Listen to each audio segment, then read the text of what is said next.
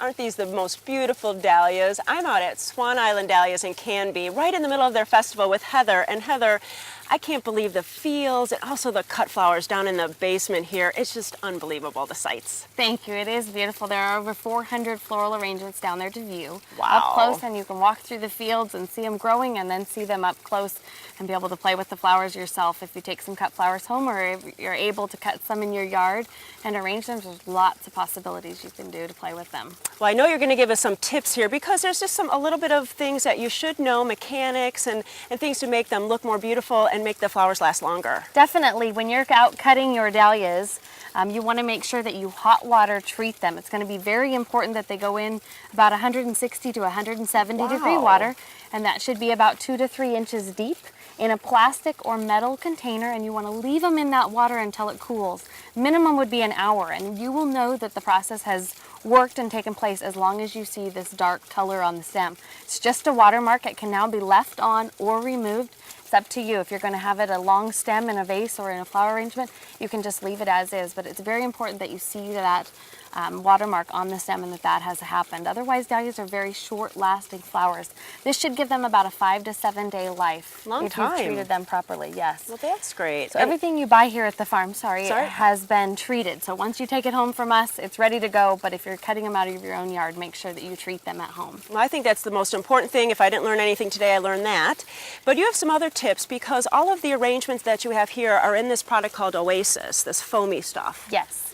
But if you do not have Oasis, Oasis gives us a lot of fun ways to be able to create and design. If you don't have Oasis, I'm sure you have a vase. And if everybody has a vase at home, main thing to do, first thing to go out is to glean your yard or maybe your neighbor's yard and find anything fun that might be growing, because I think this is a beautiful greenery arrangement before you've even put your flowers in it. It is pretty. Look at the texture. So this is really important that your greens go in your vase first before you start the arrangement with your flowers, because those greens are going to add all the support and stability for those flowers.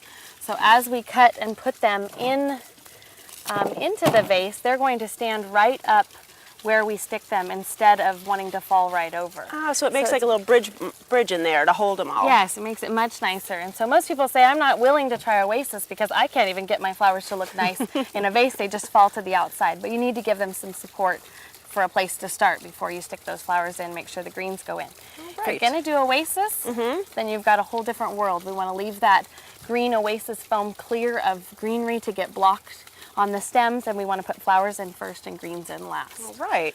Well, I know through the magic of TV and your expertise, you're going to actually build out of all these beautiful colors and dahlias an arrangement for us. And we'll see what it looks like. All right. Thanks. Heather, that is just beautiful. It's just beautiful colors, beautiful structure. Can you just go over the steps that you just did? Well, when you start an arrangement, most important is to start with your boundaries. So you're going to start with your tallest flower and your widest point so that you're going to work in from there. If you start from the middle and work out, you have nothing to structure you. So make sure that you're working out towards the end. And make sure that you work with one type of flower at a time. I find it very difficult, and people have a very hard time if you're using 3 different varieties, if you take one of each type and try and work with those 3 in placement, it won't come out right. So it's best to work solid, cover your arrangement with one type at a time, depending on how many varieties you're using. Ah, that makes so much sense. And then I know that you're using some of the buds with the greens. Excellent way to use your greenery is to cut them off the flowers as you're working with them, because we believe the flower will last longer in the arrangement if it doesn't have all of the buds attached. But then they become a nice greenery to add into your arrangement to cover up that Oasis. And then with the Oasis, do you have to keep that water in that Oasis container? Definitely. You want to make sure you're watering at least daily, if not twice a day, while the arrangement is alive. Otherwise, it will die very, very quickly. That water needs to have a reservoir all the way around your Oasis that it can replenish itself from.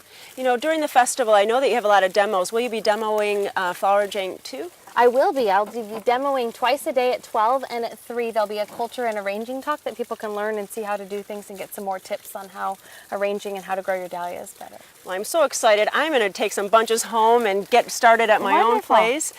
Please come out to the festival. It's wonderful. If you need more information, go to gardentime.tv. We have information, or we'll click you over to the Dahlia website. Well, thank you so much. Thank you.